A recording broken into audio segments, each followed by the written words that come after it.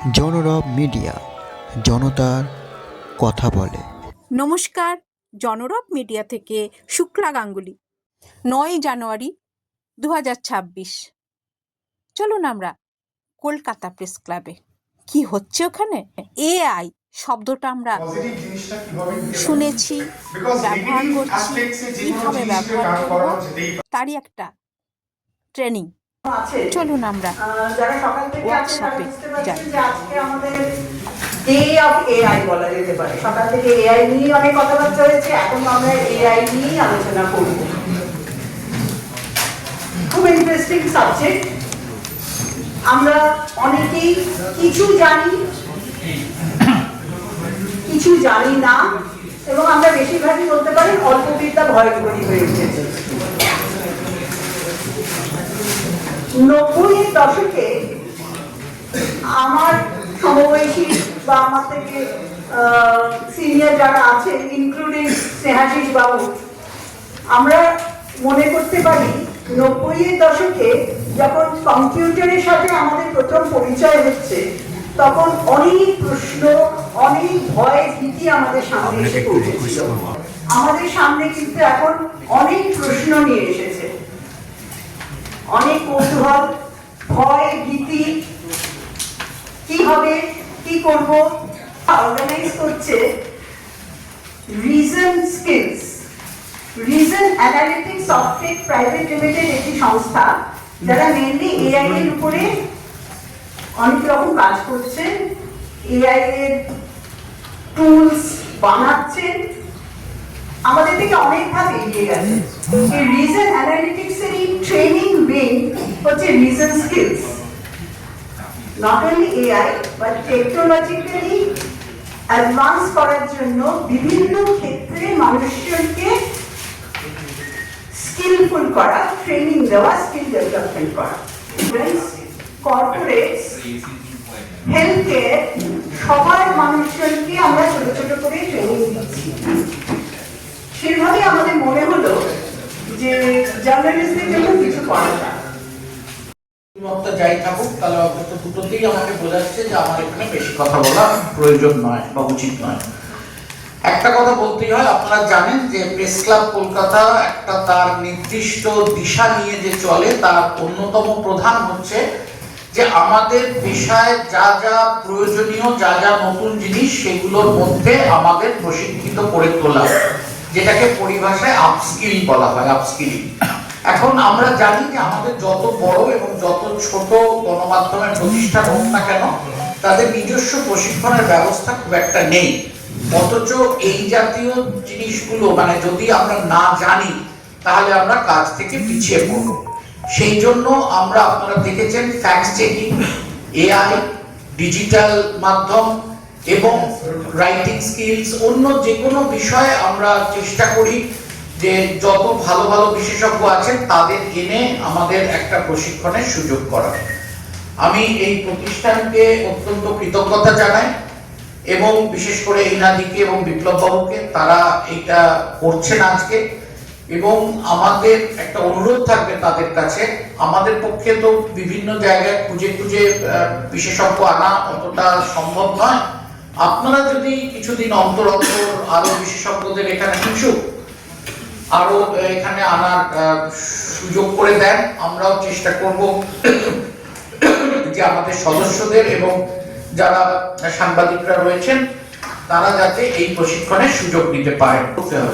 কিন্তু এই এআই কে আমরা কিভাবে গ্রহণ করবো, এটা আলাদিনের আশ্চর্যের প্রদীপের মতো। সে দৈত্য আমার ঘাড়ে চেপে বসবে না, আমি দৈত্যকে দিয়ে আমার প্রয়োজনীয় কাজ করিয়ে নেব। একটা প্রেস বিজ্ঞপ্তি থেকে একটা খবর লেখা, সেটাতেও এআই এসে গেছে, আরো অন্যান্য। কিন্তু এআই কে আমি কিভাবে আমার সাহায্যকারী হিসেবে ব্যবহার করছি, আমার উপরে সে যে চেপে বসছে না, এবং তাকে নীতিগতভাবে মানে এথিক্যাল ইউজ আমি কতটা কিভাবে করতে পারছি, এবং আমাকে কতটা সে সময় বাঁচিয়ে দিচ্ছে, এবং আমি কত দ্রুত এই কাজটা করতে পারছি ব্যবহার করবে। এবং এই দুটোর সংমিশ্রণে আমাদের গতিটা আরেকটু বেরিয়ে যাবে। যে কাজ আমাকে শুধুমাত্র টাইপ করতে হতো, সে অন্তত টাইপ করে দেবে, অন্তত নিছক একটা অনুবাদ করে দেবে। কিন্তু সেই অনুবাদ যদি দেওয়া যায়, সেটা যে সঠিক অনুবাদ হয় না, সেটা আমরা প্রতিদিন খুললেই দেখতে পাই। এবং মানবিক যে মেধাটা সেটা না থাকলে আপনারা জানেন যে পৃথিবীর অন্যতম প্রধান কাগজ ডন পাকিস্তানের তার যে কি অবস্থা হয়েছিল কিছুদিন আগে আমরা সেটা দেখেছি।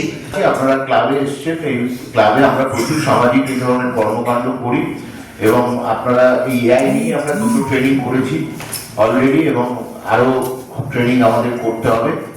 শুধু আমার ভালো লাগছে যে এআই কিভাবে সমাজে প্রভাব ফেলেছে। আমি একটা নিজের ঘটনা আর আপনাদের এখানকার ঘটনা বলি। একটা এখানকার ঘটনা বলছি যে এখানে যারা উপস্থিত হয়েছে আমি অলমোস্ট আমাদের যারা সিনিয়র জার্নালিস্ট আপনারা কল্পনা করতে পারবেন না, সবাই নাম বললো স্নেহাশিস দা, তারা এখন শিখতে চাইছে এআই। মানে তাদের প্রফেশনটা তারা রিটায়ার করে গেছে কিন্তু তারা AI acknowledge and appreciate that one-side conversation happening for a few minutes, 15 minutes, 20 minutes may not be a game changer for the learning process. So if at all researching around the landscape of AI, but for the last couple of years I'm focusing mostly upon responsible AI.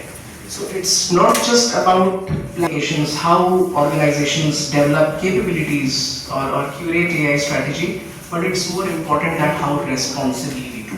So the side of your conscience. So the moment you start breaching it, the rewards are going down. So whenever we plan and whenever we use certain applications, it's important that we keep our own self not at the compromising level. There is also a buzz that AI is a hyped concept. It is overhyped with a fact that it has a potential to even replace manpower and manforce. I would just try to give you a reflection about what we feel about this promising field and especially into journalism. So if we quickly, the good side, the benefits of AI is that you can always scale up. You can quickly create and generate content. Side to it. Like it's complemented with certain trade-offs, and that trade-off is about credibility.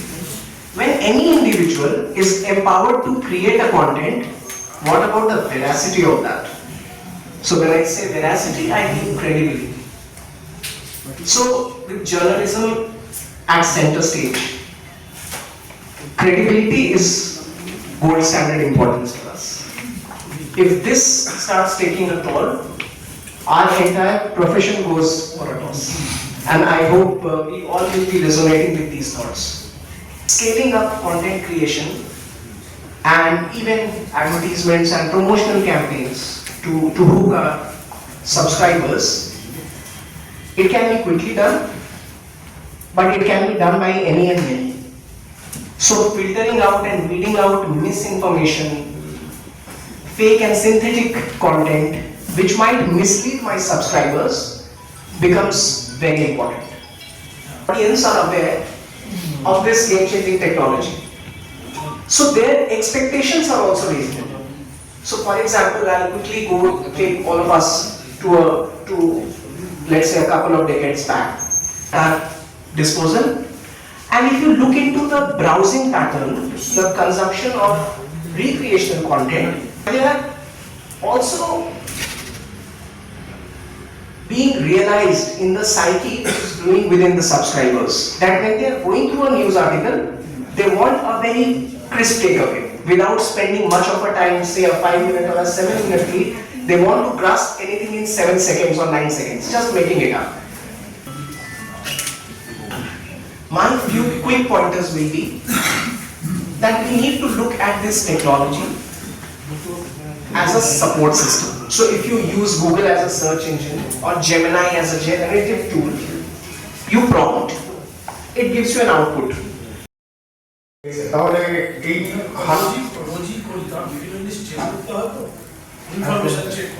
Actually কিন্তু generate সবকিছুকে ChatGPT বলতে শুরু করি, যেমন water purifier না বলে সমস্ত water পিউরিফায়ারকে আমরা অ্যাকোয়াগার্ড বলে থাকি, তার নাম উঠছে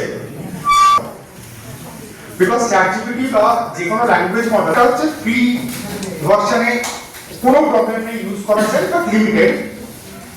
সেই রেসপেক্টে এটা যদি কন্টিনিউয়াসলি আমি এটাকে একটা ব্রাউজার হিসেবে ইউজ করতে চাই, তার একটা ইনস্টলেশন ফাইল হয়, আমি সেটাতেই দেখাচ্ছি। এটা হচ্ছে ব্রাউজার, যেমন গুগল ক্রোম একটা ব্রাউজার, যেমন মোবাইলে আমরা গুগলে কিছু সার্চ করতে গেলে যে জায়গায় সার্চ করি সেই রকমই এই একটা প্ল্যাটফর্ম পারপ্লেক্সিটি।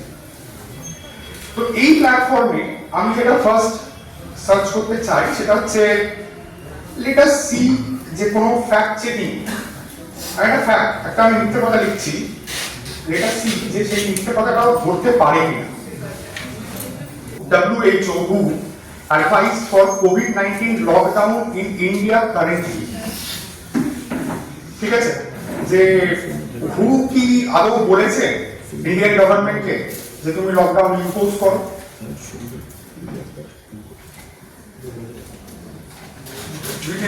within seconds প্রথম অ্যান্সারটা কি আসছে? নো, বলতে পারে না। WHO যেটা করতে পারে সেটা হচ্ছে গাইডলাইন দিতে পারে কি করা উচিত কি করা উচিত না, বাট ও কোনো কিছু ইম্পোজ করতে পারে না কোনো গভর্নমেন্টকে, রাদার দ্যান গভর্নমেন্ট ডিসিশন যে সে কি করবে। পারপ্লেক্সিটি আমি কেন ইউজ করলাম এটার জন্য, চ্যাটজিপিটি কেন করলাম না, তার একটা অ্যাডভান্টেজ যেটা আমি যখন কোনো লিটারেচারকে রিভিউ করি তখন আমি পারপ্লেক্সিটি প্রেফার করি on the first hand, because Perplexity কিন্তু এখানে একটা লিঙ্ক প্রোভাইড করছে, সাইটেশন, এখানে একটা কোথা থেকেও স্টেটমেন্টটা এই যে ক্লেমটাও করছে সেই ক্লেমটার সোর্স কোথায় সেটা আমি এখানে ক্লিক করলে সঙ্গে সঙ্গে খুলে যাবে। কিছুকে খুব সুন্দর করে বুলেট পয়েন্টসে লিস্ট ডাউন করে দেয় অলওয়েজ বাই ডিফল্ট, যেটা কিন্তু পারপ্লেক্সিটি করে না। 50 ওয়ার্ড সামারি,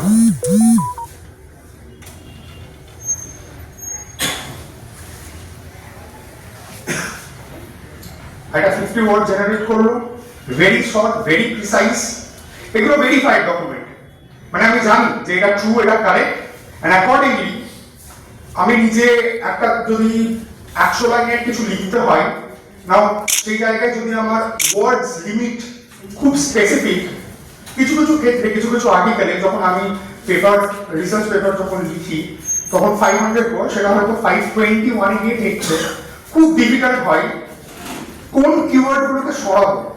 সবই তো মনে হয় কারেক্ট, সবই তো মনে হয় ইম্পর্টেন্ট, আর অফ এন্ড দা এগুলো সরালে তো সেন্টেন্সের কমপ্লিশনটা থাকে না। যদিও আমরা টুল যেটা আমরা ইউজ করতে পারি উইথ দ্য লিমিটেশনস প্রোভাইড করে দিতে পারি যেরকম চাইছি। আরেকটা জিনিস দেখাই, বা নোটিস আমি খুঁজে বের করতে পারি, দু কথা ধরে নিচ্ছি বিশাল বড়, তো এটা আমার এই মুহূর্তে করতে ইচ্ছা করছে না সেভাবে, বাট এটা করবো কি করবো না ইন ডিটেইলে ডিপেন্ড করছে যদি আমার একটা শর্ট সামারি পাই। Fine, so let's C.